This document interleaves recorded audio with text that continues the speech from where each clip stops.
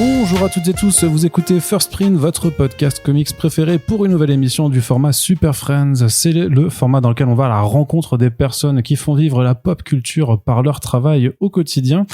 Au gré de nos dernières émissions Front Page, vous avez peut-être retenu le nom d'un festival qui démarre sa première édition à Angers à la fin du mois de septembre. C'est Cultissime, le festival de toutes les œuvres cultes. Et on en a parlé notamment parce que parmi les nombreux invités qu'il y a, un certain Marc Millar fera un passage très attendu en France. Ça fait des années qu'il fait pas de convention et il a décidé même pas d'aller à Paris, mais d'aller à Angers. Alors, c'est pas tout ce qui nous intéresse, mais ça fait partie des choses qui nous intéressent un petit peu de savoir comment on monte un festival et comment on fait venir Marc Millar à Angers. Et pour en parler, on a la créatrice de Cultissime avec nous, Falène de la Valette. Bonjour à toi. Bonjour. Est-ce que mon intro, ça te va? Ouais, ça me paraît très bien. Alors, faut juste parler dans le micro quand tu me réponds. Ça me paraît très bien. C'est super. Alors, Falène, c'est la première fois qu'on t'a dans le podcast et ça fait quelques mois qu'on discute, puisqu'on a suivi, nous, avec intérêt, Cultissime pour Millar, mais aussi parce que c'est quand même un festival qui sort un petit peu du lot par son positionnement. Mais avant de te poser des questions sur Cultissime, est-ce que toi, tu peux te présenter un petit peu à nous? Qui es-tu, Falène? D'où viens-tu? Donc, je suis Falène de la Valette. À la base, je suis journaliste. J'ai été journaliste pendant plus de 10 ans, en particulier au journal Le Point, où je m'occupais de la culture et plus particulièrement de la culture pop, puisque j'ai lancé au sein du Point un média qui s'appelait Le Point Pop et qui était vraiment 100% consacré à tout ça. Et l'idée du Point Pop et la ligne du Point Pop, c'était vraiment à l'époque où les grands médias de presse généraliste ne traitaient pas encore avec sérieux tout ce qui relevait de la pop culture, justement d'accorder la même importance qu'au reste à tous ces blockbusters. C'était l'essor justement de tout le Marvel Universe, etc. Et donc c'était le positionnement du Point Pop qui à l'époque était un petit peu en avance par rapport aux autres médias, qui aujourd'hui ne l'est plus, mais qui garde sa ligne maintenant dans les mains de Philippe Gage, qui est le capitaine du navire à présent que je n'y suis plus.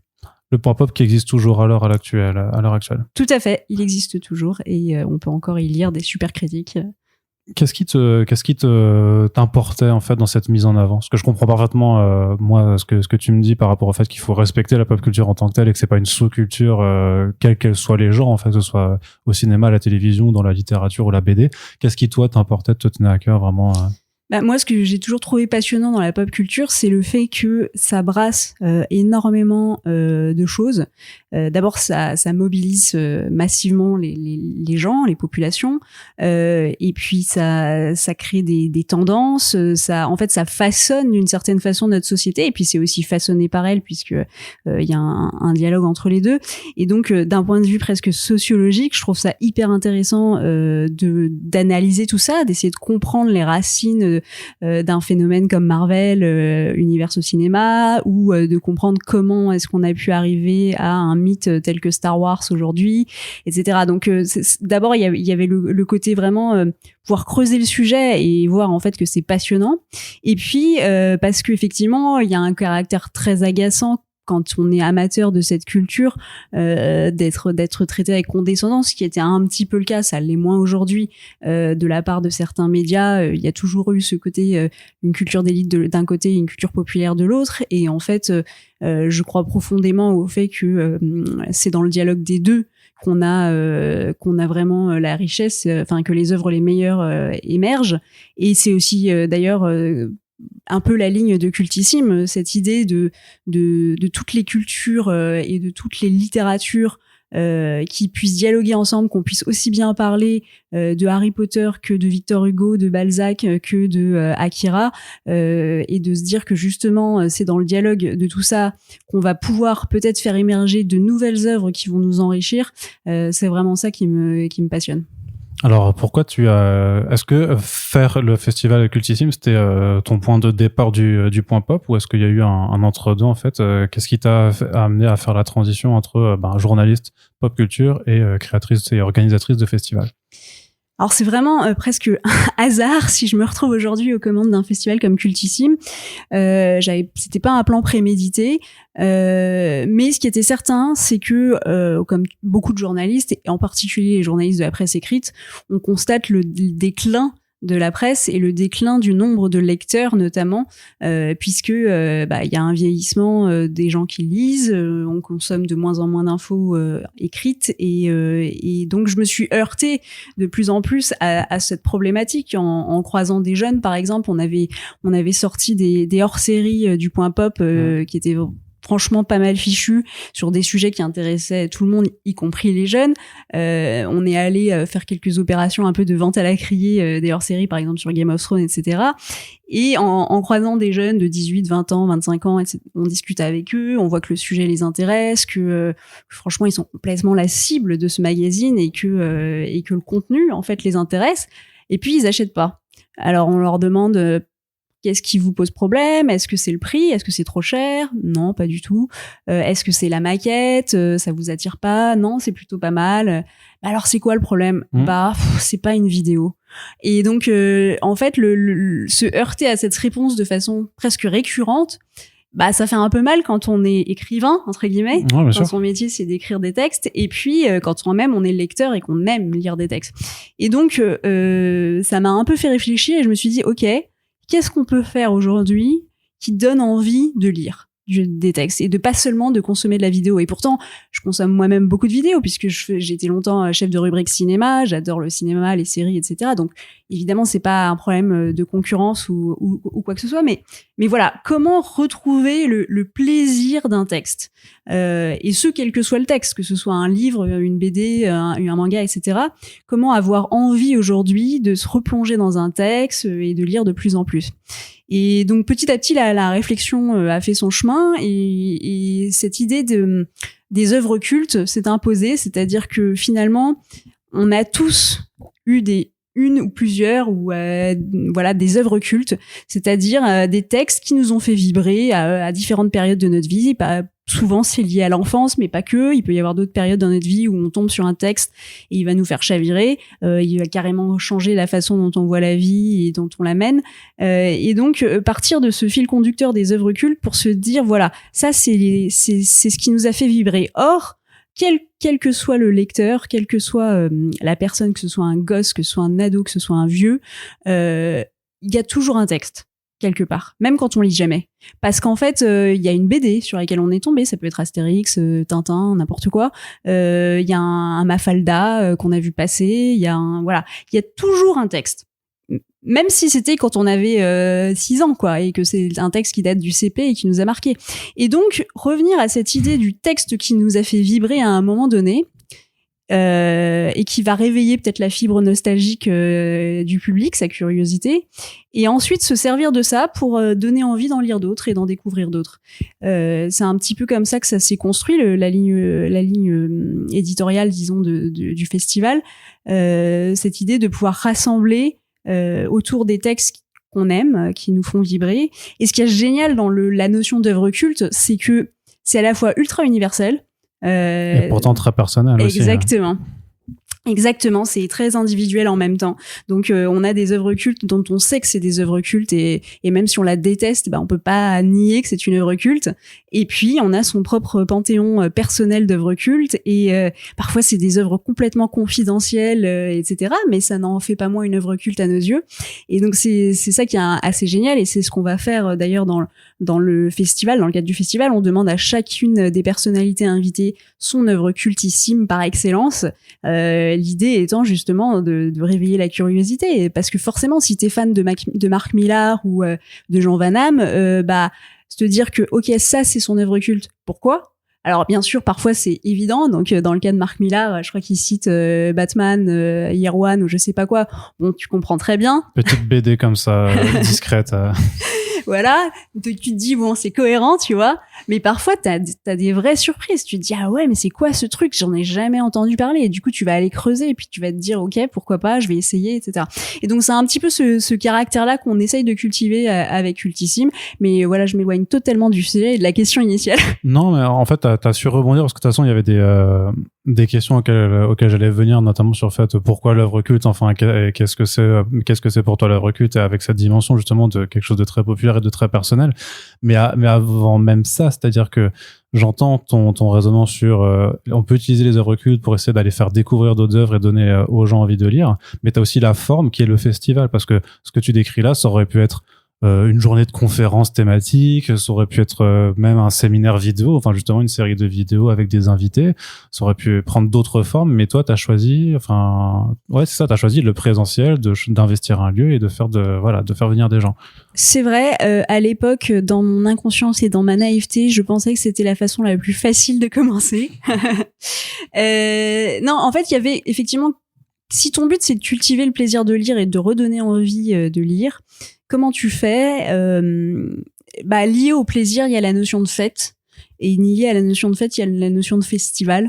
C'est-à-dire créer un momentum où tu vas pouvoir te rassembler avec des amis, de la famille, des gens que t'aimes bien, et passer un bon moment. Et donc c'est un petit peu comme ça qu'on en est venu à cette idée de festival et de ces 3 jours de festivités. Je dis souvent d'ailleurs à ceux qui écrivent sur Cultissime que c'est pas un salon du livre. Non pas que j'aime pas les salons du livre, je les fréquente énormément, mais on n'est pas un salon dans le sens où vraiment il y a ce caractère festif du festival. Et donc, au-delà des auteurs en dédicace, de la librairie, des livres, etc., que tu peux acheter, il y a le côté un peu fête foraine qui peut y avoir dans un festival, avec des animations pour toute la famille, des activités, des ateliers, du spectacle. Vraiment, l'idée, c'est de pouvoir proposer à tous, même ceux qui détestent lire, de passer un bon moment. Donc si tu n'aimes pas lire mais que tu veux passer un moment sympa avec des potes, en fait à Cultissime tu trouveras plein d'ateliers qui te permettent de le faire. Et donc l'idée aussi c'était de pouvoir associer à la littérature, au texte, à la lecture, quelque chose, un sentiment positif. Quel que soit le biais par lequel on passe. Et donc ça peut passer par un escape game, ça peut passer par un atelier d'héraldique, ça peut passer par un petit spectacle de marionnettes. Enfin voilà, il y a vraiment différentes façons de le faire aussi. Et ça, c'est peut-être aussi une des spécificités de Cultissime, c'est qu'on a vraiment essayé de penser le festival, disons, des grands-parents aux petits-enfants, comme une activité qui puisse se mener à n'importe quel âge. Parce que c'est vrai que moi je suis souvent frustrée quand je vais dans les salons du livre ou dans d'autres festivals d'ailleurs, par le fait que y a rien qui a vraiment été pensé pour mes enfants, qui ont actuellement 6 et 4 ans, et donc du coup ils sont trop petits pour faire plein de choses, et donc du coup toi-même en tant que parent t'es embêté parce que tu peux pas faire ce que tu veux parce que tu dois surveiller tes enfants, etc. Et vice versa, il peut y avoir des choses très bien pour des ados mais rien pour les adultes. Enfin voilà, donc l'idée d'un truc où tu peux aller à quel que soit l'âge avec n'importe qui finalement, et tu sais qu'il va y avoir quelque chose pour toi. Alors comment ça se construit concrètement, parce que t'es parti de rien techniquement? Ouais, je suis partie de rien. C'est quoi la première étape? J'imagine peut-être juste d'aller déposer le nom du festival, de pitcher quelque chose à la région, à n'importe quel organisme aussi qui peut financer la chose, et avancer comme ça. Comment ça marche? Écoute, en fait, c'est parti d'abord de l'idée qu'on voulait un lieu qui soit beau. On n'avait pas envie de le faire pas à Paris. Pourtant, Paris a montré que ça pouvait être sympa. Il y a des lieux extrêmes. Effectivement, en fait, on s'est dit tout de suite, ce sera pas à Paris parce que de toute façon, l'offre culturelle à Paris, il y a pléthore, etc. Il n'y a pas besoin de ça. En même temps, il fallait que ce soit facilement accessible depuis Paris parce qu'on sait bien que les auteurs étrangers atterrissent à Paris et qu'il faut ou prennent le train et voilà, et qu'il faut pouvoir les véhiculer facilement. C'est-à-dire qu'il y avait bien la dimension internationale dès le départ aussi. Ouais, dès le départ, on s'est dit qu'on s'interdisait rien. Dès le départ, il y avait cette idée que effectivement, il pouvait y avoir des auteurs étrangers ou des personnalités étrangères et qu'il fallait pouvoir que le festival soit accessible pour elles. Voilà, donc à partir de là, on regarde un petit peu dans les villes facilement bien connectées au niveau du train, etc. Et puis l'autre idée, effectivement, c'était de pas être dans un palais des festivals, pas sous des barnums, mais dans un lieu un peu patrimonial, parce qu'on dans le côté culte, finalement, il y a aussi ce côté-là, ce côté waouh, et on avait envie du coup que le lieu soit aussi waouh. Et il se trouve que par un concours de circonstances, donc mon associée était angevine, donc elle m'a dit mais attends, Angers c'est parfait, c'est à 1h30 de Paris, ça regorge de bâtiments historiques, etc. De fil en aiguille, en parlant avec, moi j'ai approché le conseil régional des Pays de la Loire pour savoir si éventuellement c'était un projet qui pouvait les intéresser. Il se trouve que à ce moment-là, ils investissaient dans la culture, ils cherchaient à développer un projet d'envergure. Le conseil régional me parle me met en lien avec le conseiller municipal de la mairie d'Angers qui dit mais justement nous on a un super lieu qui est vraiment magnifique et on voudrait qu'il soit plus utilisé, qu'il soit plus connu, y compris des Angevins, parce que finalement il est relativement peu fréquenté. On vous le met à disposition. Bon, déjà on vient voir. Effectivement, le lieu est magnifique. C'est quoi ce lieu?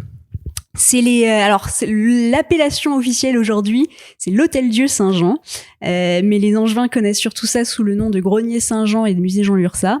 C'est un ensemble en fait de sites, c'est les anciens hospices d'Angers, où on a un musée, un jardin, un cloître. Enfin, c'est très très beau. Honnêtement, je pense qu'on a aujourd'hui un des plus beaux lieux de festival en France, et quand on est là-bas, il y a vraiment et ça a contribué beaucoup d'ailleurs à ce que les auteurs étrangers acceptent l'invitation. Vous leur envoyez des photos cartes postales un Exactement. On leur envoie la photo des lieux et évidemment ils voient les arcades, ils voient que c'est du XIIe siècle, etc.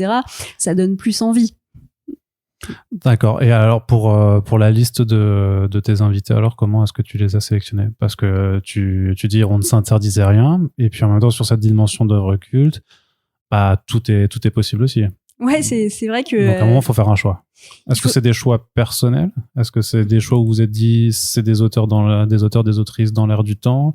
Il y a aussi cette dimension, qui est très axée de toute façon aussi juste sur les livres, et pas forcément vouloir inviter des stars de télé ou de cinéma. Comment ça s'est fait un petit peu cette popote? Alors j'ai envie de te dire qu'au début on frappe à toutes les portes parce que évidemment on a encore personne, on n'a encore rien construit. Il faut que les gens nous suivent, il faut qu'ils croient au concept et en nous. Or on n'a jamais fait de festival, on est personne entre guillemets, et donc voilà.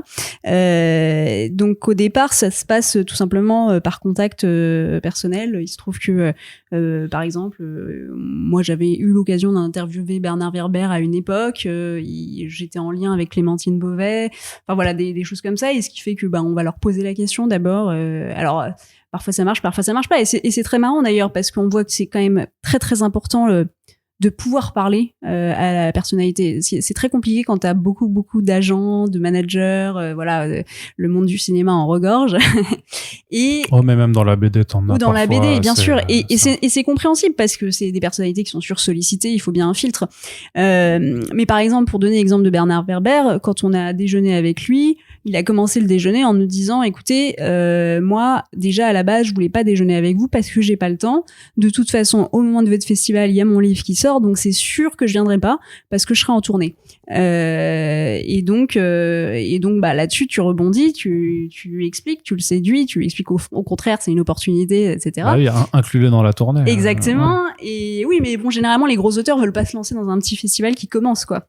Et donc mais après tu vois au final Bernard Werber est l'un des parrains de la première édition, donc c'est vraiment une question de contact personnel, d'envie de passer cette envie aux auteurs. Et généralement franchement je connais peu d'auteurs qui refusent sur le principe parce qu'en fait ils ont tous ils trouvent tous que c'est sympa. On est dans un beau lieu, on a un thème qui est sympa. C'est sympa aussi de pas toujours parler de sa propre œuvre, mais aussi de parler de ce qui t'a fait vibrer et de ce qui t'a inspiré, etc. Donc voilà. Alors pour en revenir à ta question, parce que je fais beaucoup de hors-sujet. Tu restes dans le sujet. Si tu étais vraiment hors sujet, je t'aurais recadré. Hein. La sélection. Bien sûr, il y a les goûts personnels. Après, on est de plus en plus dans l'équipe de Cultissime. Ça fait encore plus de choix d'invités. C'est ça. Alors, c'est une question de confiance aussi dans les partenaires. On est 3 cofondatrices de Cultissime. On a une Strasbourgeoise, une Viroflésienne qui est donc moi, et je sais pas si on peut dire parisienne ou pas. Mais donc du coup, on a tous un peu nos airs, de compétences, nos goûts, etc. Typiquement Julie Malor, avec qui je travaille, elle est spécialiste du polar. Elle connaît vraiment très très bien ce truc-là. Je lui fais confiance. Je sais que ce qu'elle va sélectionner, c'est bien, c'est culte, ou alors c'est des auteurs, voilà. Après, c'est celle qui est de Strasbourg? C'est celle qui est de région parisienne. Non, oui. Je dis région parisienne parce qu'en fait, elle passe la moitié de son temps en Angleterre, donc... mais bon. Après, il y a aussi effectivement les opportunités éditoriales. C'est-à-dire, bien sûr, quand il y a un auteur qui a une très grosse actualité, on peut surfer dessus et ça aide l'éditeur, etc. Le but aussi, c'est de servir les éditeurs, de leur permettre de vendre. Il y a évidemment cette dimension-là. De mettre en avant, oui. Évidemment. Et puis ensuite, c'est une question d'opportunité, c'est-à-dire que tu espères qu'un tel va se laisser toucher, qu'il va pouvoir déjà lire ce que tu lui envoies comme invitation. C'est le cas de Marc Millar, par exemple. Il se trouve que je l'avais croisé il y a, je sais plus combien de temps, 10 ans peut-être, lorsqu'il était venu au cinéma Les Fauvettes pour une conférence, il y a très longtemps. C'est un truc un peu en petit comité. Et il m'avait donné son adresse email en me disant recontacte-moi le jour où t'as un truc important, etc. Et j'ai pas pensé plus que ça, mais donc je l'ai recontacté, je lui ai écrit sur ce mail et je lui ai proposé tout simplement l'invitation avec l'argumentaire, etc. Et il a répondu très simplement, ok, je pense que c'est faisable parce que ça cadre bien au niveau du calendrier. J'ai pas une énorme actu sur Netflix en ce moment, donc je peux me rendre disponible. Pourquoi pas, on va essayer de le faire. Et voilà. Et en fait, les auteurs sont souvent très simples. Hein. Je connais peu de personnalités qui... Mais parce que là, t'as réussi à le contacter directement, en fait. Parce que j'ai eu le contact direct, c'est vrai. Ouais. C'est vrai, c'est plus simple. Alors parfois, tu passes aussi par les éditeurs. Et les éditeurs, ça prend un peu plus de temps parce qu'il faut remonter les échelons. Ouais. Mais tu les remontes. Avec Gallimard, par exemple, ça faisait 1 an qu'on discutait de ce projet, de ce qui n'était qu'un projet au départ. Et puis, petit à petit, de rendez-vous en rendez-vous, ça se concrétise, et à la fin, ils y vont. Ils envoient des bons auteurs et ils prennent un stand. Enfin, voilà, il y a des choses qui se font petit à petit. Donc voilà, en fait, le tout, c'est surtout d'y croire et puis du coup, de communiquer ce truc-là. Moi, je dis souvent, alors on me prend un peu pour une folle ou pour une ambitieuse, que ce qu'on essaye de faire avec Cultissime, c'est le Cannes de la lecture. C'est-à-dire le grand rendez-vous dédié à la lecture dans le monde. Aujourd'hui, Cannes... Il y a le Salon du Livre Paris qui te regarde un peu en bisbille comme ça. Non, parce que c'est pas du tout la même démarche, je pense. Le Salon du Livre Paris, c'est le Salon du Livre Paris, c'est une institution à part entière. Personne ne joue dans la même catégorie, si je puis dire, et on est sur autre chose. On est sur des stands tenus par les éditeurs, etc. C'est presque un peu le moment où on fait l'état des lieux de l'édition, ce qui est pas le cas du tout de Cultissime, et donc on concurrence pas le Salon du Livre Paris parce qu'on joue pas dans la même catégorie, tout simplement. Non, ce que je veux dire par Cannes de la lecture, c'est-à-dire ce côté un peu shiny, ce côté un peu spectacle qu'on associe à Cannes et qu'on associe et pour Cannes représente ça dans le monde entier pour le cinéma, et moi j'aimerais que demain Angers représente ça dans le monde entier pour la lecture. Alors c'est peut-être complètement délirant comme ambition, mais je pense que ce serait positif pour tout le monde, parce qu'en fait on a besoin en fait de rappeler que la lecture, c'est pas d'abord une contrainte, c'est pas d'abord une emmerde qu'on t'impose à l'école, mais c'est d'abord un plaisir. Ouais, ça peut l'être aussi, hélas, mais ça peut l'être aussi, et c'est pour ça qu'il faut le rappeler. En fait, il faut rappeler le caractère premier et fondamental de la lecture, mais c'est pour t'amuser, et donc c'est pour passer un bon moment, et si c'est pas le cas, c'est qu'il y a un truc qu'on rate, et donc voilà, c'est remettre ça au centre, et se dire voilà, on va passer des super moments autour du livre, parce que, enfin, du livre, de la BD, enfin de la lecture en général, parce qu'en fait tu t'éclates quand t'aimes bien lire. Alors on pourra dire que t'es ambitieuse, mais c'est sûr que je préfère quand même un discours de motivateur, en fait, ou de motivation, plutôt que dire ouais, non, on va faire un festival avec lecture, ouais, ce sera bof, on se fera un petit peu chier, mais bon, voilà, on se fait tous un peu chier en lisant, non? Voilà, faut quand même que tu vendes le truc, donc n'ayons pas peur, et d'employer aussi, ouais, un discours qui donne envie, en fait, parce que c'est ton rôle aussi, c'est de donner envie, en fait, à ce que ton festival prenne vie. Et j'imagine aussi que c'est un discours que t'as dû construire et que t'as dû renforcer même au fur et à mesure que tu voyais que ça prenait, que les auteurs te répondaient présents, parce que là, je sais plus combien, il y a plusieurs dizaines d'invités quand même. Au total, c'est aussi à savoir. On a une 60aine. Ouais, c'est ça, une 60aine. On avait tablé sur 30 en année 1 et on est à 60 là. Ouais, et j'allais dire où est-ce que ça s'arrête après, parce que j'imagine qu'il y a des contraintes de place, de budget, de nombre de personnes. Comment on définit un petit peu ces limites? Les limites, c'est un peu les créneaux horaires, c'est-à-dire qu'à un moment donné, t'as vraiment plus de place nulle part, et donc tu peux plus étendre. La limite, évidemment, c'est aussi le budget. Ça coûte cher, hein, un événement comme celui-ci. toute valorisation comprise, c'est-à-dire en valorisant les lieux qui nous sont prêtés, la campagne d'affichage, les bénévoles, etc. Au total, on est sur un budget de 800 000 euros environ. 800 000 euros, il faut les trouver. Alors, t'as pas tout qui est en numéraire. Il y a beaucoup d'échanges, de partenariats en nature, des choses comme ça. Tu vois, par exemple, on a un partenaire qui est traiteur, et il nous apporte la bouffe, quoi, tout simplement. Et voilà, donc tout se fait pas en fric, mais de fait, il faut aller chercher. Mais la valeur est quand même, et après, c'est aussi une question de collaboration, c'est-à-dire que les éditeurs, et on les remercie, nous ont fait confiance sur cette première édition, et du coup ils nous ont aidés. C'est-à-dire qu'ils ont pris à leur charge, par exemple, certains déplacements, certaines nuits d'hôtel, etc. Et donc c'est ça en moins qu'on a à payer, et j'espère qu'à terme on n'aura plus besoin d'eux pour le faire. Mais on peut jamais savoir à l'avance. Mais voilà, c'est vraiment aussi une question de collaboration avec le milieu. Et puis ensuite, tout simplement d'embarquer le plus de monde possible dans l'aventure, et de pouvoir faire en sorte. Alors tout n'est pas réglé, hein. On a encore des trous dans les caisses, on a encore des choses, de l'argent à aller chercher. On aura forcément des choses à prouver. Tout sera pas parfait de la première fois. Exactement.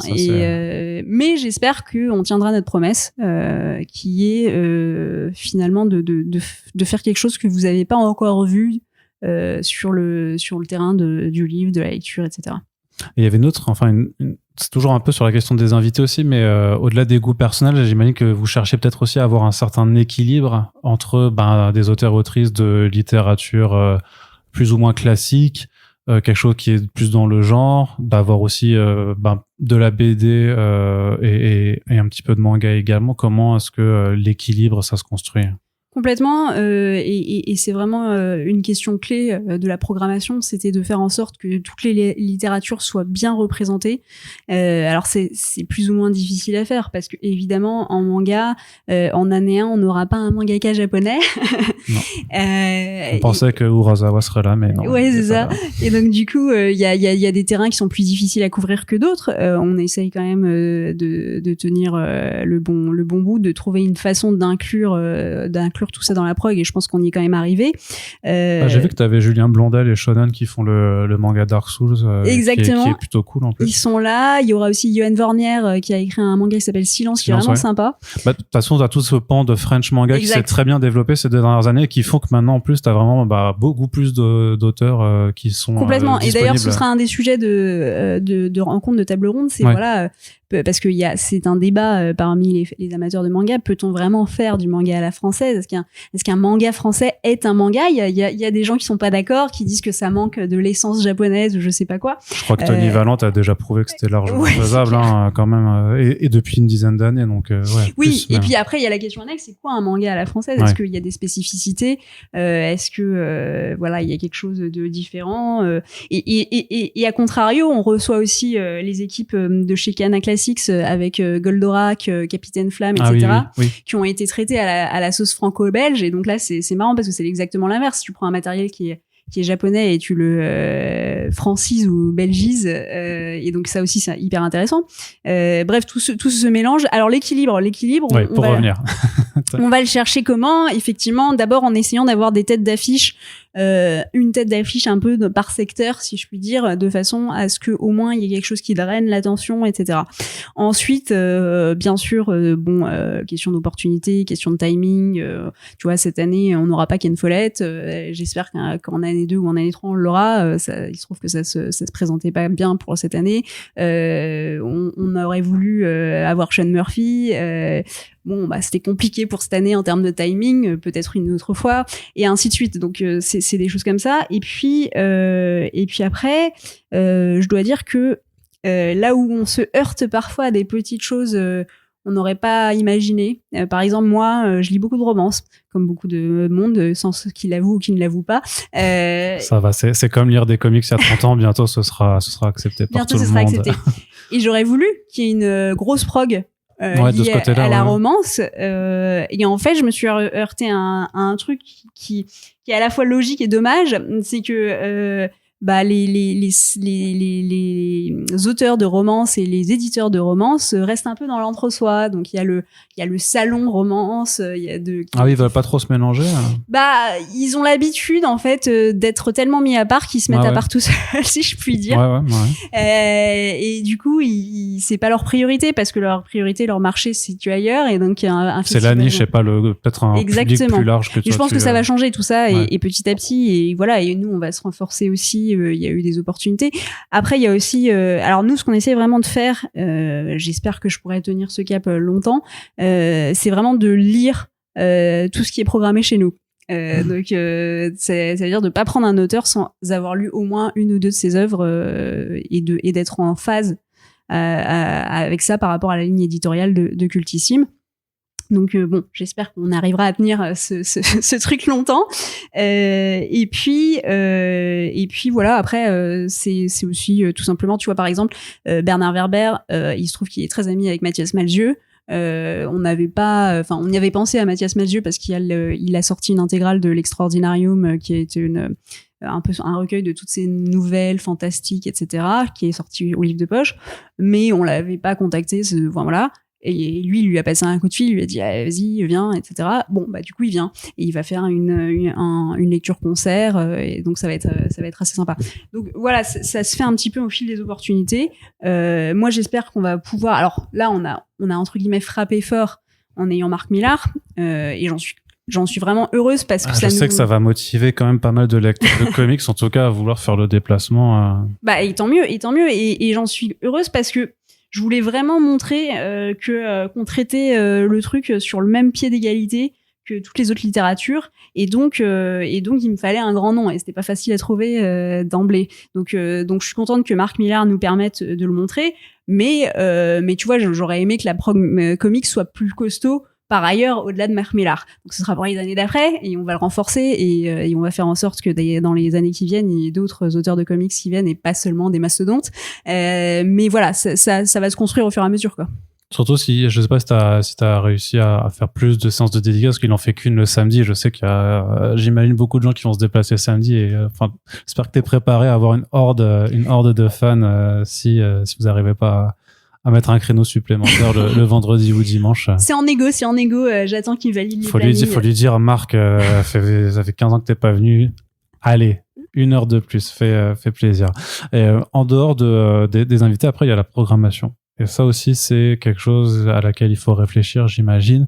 Peut-être pas tout seul, parce que il y a pas que des conférences en tant que telles. Tu viens de parler, il y a des animations pour toute la famille, de la projection de films, du concert. Comment ça s'organise aussi, tout ça?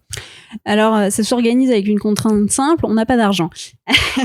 Donc à partir de là, comment créer des choses qui sont sympas et qui donnent envie sans avoir un énorme budget à y consacrer, en travaillant avec les gens qui font ça, c'est-à-dire le réseau local associatif, les écoles d'escrime sur place, vraiment on a un peu frappé à toutes les portes, et il se trouve qu'il y a beaucoup de gens hyper sympas et enthousiastes qui ont envie de saisir ces opportunités, ce qui nous permet de proposer plein de choses assez différentes. Donc par exemple, on a effectivement les étudiants de l'école d'escrime du génie qui viennent faire des animations avec D'Artagnan, Cyrano et d'autres personnages un peu cultes, et en même temps proposer une initiation à l'escrime aux enfants et aux adultes. On va avoir effectivement, qu'est-ce qu'il y a d'autre ? Une association de lecture à haute voix qui va venir faire des ateliers de lecture, raconter les histoires, animer une chasse au trésor du Père Castor pour les petits. Donc voilà, c'est vraiment en fonction de la bonne volonté de tous les bénévoles finalement qui s'investissent et qui vont nous permettre de faire. Donc on avait par exemple, il se trouve qu'à Angers, il y a un poète qui est très connu qui s'appelle Joachim du Bellay. Joachim du Bellay, c'est heureux qui comme lit, ça fait un bon voyage, etc. Donc à l'université d'Angers, il y a des spécialistes de Joachim du Bellay, et avec eux, on a bâti un espèce de spectacle autour de Joachim du Bellay qui est assez sympa parce que c'est pas un truc qu'on a l'habitude de voir ou auquel on irait spontanément, même si on connaît Heureux qui comme Ulysse, c'est à peu près tout ce qu'on connaît. Et puis tu vas avoir un spécialiste de la déclamation de Joachim du Bellay et qui te montre montre qu'en fait on peut le déclamer de différentes façons. Donc il va le faire à la façon de l'époque, à la façon d'aujourd'hui, en slam. Enfin, il y a vraiment plein de façons de revisiter ces thématiques-là, et c'est ça aussi qui est rigolo et qui va être sympa, j'espère. C'est de pouvoir aller un peu partout. En bande dessinée, par exemple, on a une troupe de théâtre qui a travaillé sur l'adaptation de Cap et de Croc, la bande dessinée d'Alain Hérol, et qui va donc proposer, disons, un mini spectacle autour des personnages d'Alain Hérol. C'est trop bien. Ouais, donc c'est plutôt sympa ces choses-là, et c'est vraiment, on le fait que parce que en fait les gens nous aident, et on n'y arriverait pas sinon, et c'est ça qui est formidable. Donc un big up à tous les gens qui vous aident. Ah bah, sans eux, on n'y serait pas arrivé, et clairement, si cette première édition est un succès, c'est grâce à tous les gens qui se sont impliqués, le plus souvent gratuitement, parce que ça les enthousiasme et qu'ils y croient. Et donc en fait on peut que être reconnaissant de ça, parce que c'est aussi le but, hein, c'est que ce truc fonctionne. Et je le dis parce que souvent on dit ouais, c'est quoi qui est l'équipe qui monte ce truc, est-ce qu'ils cherchent à se faire du fric, etc. Ils vendent des passes VIP à 150 balles, machin. Non, on ne cherche pas à se faire du fric. Pour l'instant on gagne zéro, on va sans doute perdre de l'argent, mais simplement on essaye de trouver un équilibre budgétaire qui permette de réinvestir les années d'après, de faire toujours mieux, toujours plus. Donc ça c'est vraiment l'objectif. Et puis après c'est peut-être, et je l'espère, ce n'est peut-être que l'étape 1, c'est-à-dire que nous on est, comme je t'ai dit, j'ai des plans complètement délirants. Moi j'espère qu'un jour Cultissime pourra proposer un programme de lecture dans les médiathèques ou dans les écoles lié à cette ligne directrice de toutes les cultures et de toutes les littératures. Voilà, l'idée c'est de pas s'arrêter là. Tu veux dire en dehors du festival? Ouais, en dehors du festival. Que ça existe, que ça existe en fait même en tant que marque vraiment. Exactement, au-delà. de façon d'appréhender, disons, la lecture. Très bien. Et j'avais un dernier axe à aborder avec toi, c'est la dimension communautaire, en fait, parce qu'il y a une académie Cultissime aussi que vous avez mis en ligne sur Internet, ou avec différentes maisons, et aussi où les gens sont amenés à voter pour les prix Cultissime, parce qu'il y aura aussi une remise de prix. Ça aussi, comment vous l'avez envisagé pourquoi faire intervenir le public? Bien sûr, faisons intervenir le public, mais voilà, quelle était votre démarche là-dedans? Bah, moi, je crois vraiment beaucoup justement au côté communautaire. Les fans, c'est à la fois génial et maudit et parfois, mais c'est génial parce que c'est des personnes qui sont capables de tout donner pour ce qu'elles aiment. Et c'est ça qu'on cherche, en fait, c'est la passion que peut susciter une œuvre. Et donc on avait envie que autour de Cultissime il y ait une communauté qui se bâtisse, une communauté de passionnés en tout genre, et qui puissent échanger, qui puissent voter pour les prix, évidemment, parce que ces prix c'était important. Pourquoi? C'était pour dire tout ce qui est culte n'est pas forcément ultra passé. Enfin, c'est pas que les œuvres d'autrefois qui sont cultes. Et notre rôle et notre envie, c'est aussi de détecter les œuvres cultes de demain. Alors, on se plantera sans doute souvent, mais voilà, d'avoir envie de se dire aussi, voilà, dans ce qui est paru cette année, qu'est-ce qui va rester? On sait qu'il y a énormément de parutions. La plupart disparaissent au bout de 2 semaines en librairie. Voilà, essayer à la fois de détecter et puis parfois d'aider. C'est-à-dire que parfois t'as des œuvres qui passent complètement inaperçues et qui sont des chefs-d'œuvre et qu'il faudrait en fait pouvoir pousser d'une certaine façon. Et donc l'idée d'une communauté, c'est aussi ça, c'est de pouvoir aider, pousser certaines œuvres à trouver leur public. Alors ça aussi c'est embryonnaire, ça commence, on construit petit à petit, c'est encore très limité dans tout ce qu'on voudrait faire et dans tout ce qu'on voudrait développer. Mais je remercie beaucoup les premiers académiciens, c'est-à-dire ceux qui ont adhéré en premier. Alors on adhère gratuitement, je le rappelle, mais ceux qui ont cru au truc dès le départ. Alors évidemment ils payent un peu les pots cassés, c'est pas encore en place, on n'a pas encore tout mis, les choses fonctionnent pas comme on voudrait exactement, mais je crois et j'espère qu'on va pouvoir construire quelque chose d'intéressant. Et la source d'inspiration, elle est moi je suis la génération Harry Potter, donc la génération Harry Potter c'est la génération du choix pot magique et des maisons, etc. Et donc cette idée de maisonnée à laquelle t'appartiens parce que t'as des valeurs en commune ou des goûts communs, c'est un peu ce principe-là qu'on a voulu appliquer et on espère pouvoir le faire vivre de façon assez ludique aussi dans le cadre de l'académie. Au sein de chaque catégorie de prix, comment les œuvres étaient? C'était un vote alors parmi les académiciens qui étaient déjà inscrits? Comment ouais. Alors il y a le comité de sélection de Cultissime qui est composé grosso modo des membres de l'équipe qui a travaillé à arrêter une liste de 10 titres. Alors les académiciens eux-mêmes en s'inscrivant pouvaient soumettre des propositions, voilà. Et puis ensuite, sur ces 10 titres, on a fait un vote effectivement parmi les académiciens qui le souhaitaient pour arrêter la liste à 5. Et cette liste de 5 est soumise au vote du grand public et des professionnels, puisqu'il y a 2 collèges dans l'académie, le collège pro et le collège grand public. Et l'idée, c'est que les votes soient pondérés à 50-50. Je sais pas du tout ce que ça va donner, parce que c'est vrai que c'est un mode de vote un peu particulier avec différentes étapes, etc. Généralement, c'est soit t'as le prix du public, soit t'as le prix des pros. Là, on essaye de faire un peu des deux. Ça marchera ou ça marchera pas, mais en tout cas, ce sera intéressant de voir le résultat.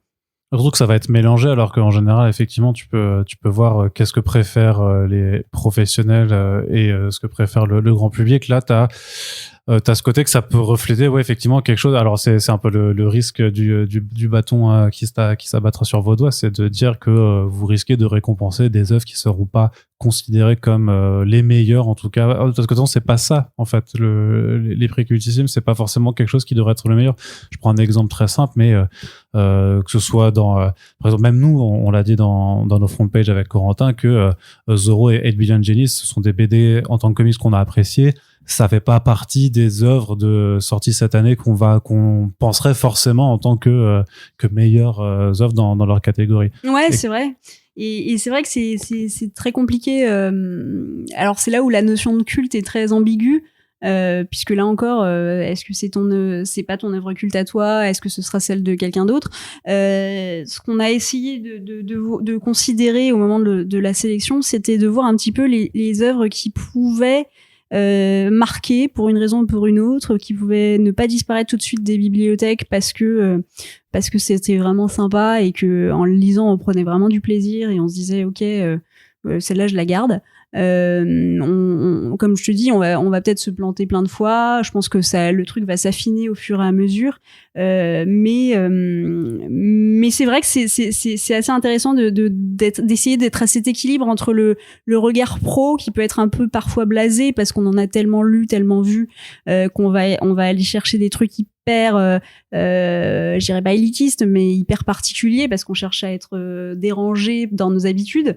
Et puis le regard populaire qui va aller peut-être vers d'autres œuvres, etc. Mais qui montre quelque chose aussi, parce que quand t'as des milliers ou des millions de personnes qui vont vers la même chose, bah tu peux pas l'écarter d'un revers de la main. Même quand tu parlais de romans savants, en vrai, il y a plein de gens qui en lisent et ça veut dire quelque chose aussi. C'est pas. Et en fait, moi, je crois vraiment qu'il y a une forme d'excellence dans tout, et qu'il faut juste essayer de trouver où est l'excellence et pourquoi. Et parfois c'est pas celle à laquelle tu t'attends, c'est vrai, et peut-être que tu aurais choisi autre chose toi-même. Mais voilà, aussi la culture, c'est aussi une question de circonstances, de momentum, d'alignement des étoiles et des planètes, et donc voilà, on va voir ce que ça va donner. Très bien. Alors je vais conclure avec la question évidente. Falen, c'est quoi ta BD culte? Ma BD culte. Alors c'est vrai que souvent je parle d'œuvres cultes en général. Alors là j'ai la réponse. La BD, j'y ai pas réfléchi, mais je dirais que c'est Torgal dans le cycle du PIK, qui a un cycle fantastique de quand il vient à Shanghai. Quand il va en Amazonie, qui rencontre tout ça, donc il y avait les archers, le PIK, entre ombre et lumière, etc. Avec le mâle bleu aussi après. Voilà, donc ça c'est vraiment en BD, j'adore, et plus particulièrement en comics. Alors là c'est encore plus difficile parce que ça remonte à plein de lectures d'enfance et de trucs qui te marquent pour des raisons, tu sais pas pourquoi. Mais ce qui est certain, c'est que j'ai été assez marquée par comment ça s'appelle, Alan Moore, le cycle qui s'appelle tu sais, celui où il y a un espèce de super héros qui est pas vraiment un héros, c'est quelqu'un de tous les jours, et tu sais pas trop si t'es dans le rêve ou dans la réalité. Ah, Miracleman. Ouais, c'est ça. Ouais. Ça, c'est assez marquant, je trouve. J'adore aussi. Alors, c'est Bone, c'est ça s'appelle Bone. Le petit personnage. De Jeff Smith, ouais. C'est génial. Bone, c'est génial, oui, avec les ragarous qui sont trop marrants. Ouais, c'est génial. Alors, dans les trucs de Millard aussi, je trouve qu'il y a des trucs géniaux comme Nemesis qui est hyper intéressant. Tu vois, Nemesis, qui est un des travaux les plus détestés en général. Ah ouais? Ouais. Enfin, moi, je l'aime beaucoup aussi parce qu'il y a ce côté vraiment jusqu'au boutiste, en fait, de la lecture du super vilain, de quelque chose de vraiment c'est très, très rentre dedans. Mais je sais qu'il y a plein de gens qui trouvent que c'est naze. Que c'est gratos, quoi. Ouais, que ça n'a pas de fond. Mais ce qui montre bien qu'on n'aura pas tous, les mêmes œuvres cultes. C'est sympa. Et puis aussi, et d'ailleurs, c'est un peu aussi ce qu'on cherchait à faire dans ce festival, c'est le côté, quand on parle d'œuvres cultes, il y a toujours du débat. Il y a toujours de la dispute, il y a toujours des camps, des équipes, des gens qui ont envie de dire, bah non, c'est pas ça, c'est ça. Et c'est ça qui est sympa aussi, c'est que si on avait tous les mêmes œuvres cultes, ce serait pas drôle. Et le fait de pouvoir convertir quelqu'un, entre guillemets, à ton œuvre culte, c'est toujours, il y a toujours une satisfaction à ça. Si t'arrives à faire lire le bouquin que t'adores à quelqu'un, même s'il déteste à la fin, bah t'es quand même content, quoi. Très bien. Donc, le rendez-vous, c'est du 27 au 29 septembre, c'est ça? C'est ça, 27, 28, 29 septembre. Et c'est donc à Angers. Et Angers, c'est facile d'accès à peu près partout en France. Très bien. Écoute, on te retrouvera là-bas. Puis moi, je te souhaite bon courage pour cette première édition. Puis on aura l'occasion de s'en reparler dans le futur si tu continues à mettre des petits auteurs de comics de temps en temps au rang des invités. Moi, ce sera avec plaisir que je suivrai le développement de ce festival. Merci beaucoup, Faled. Merci à toi. Et donc, si vous avez apprécié ce podcast, n'hésitez pas à le faire savoir. Vous pouvez le partager sur les réseaux sociaux pour faire découvrir l'émission, mais aussi pour faire parler de Cultissime. Tous les liens pour vous rendre sur le site du festival sont dans la description et on vous remercie de nous avoir écoutés. À très bientôt.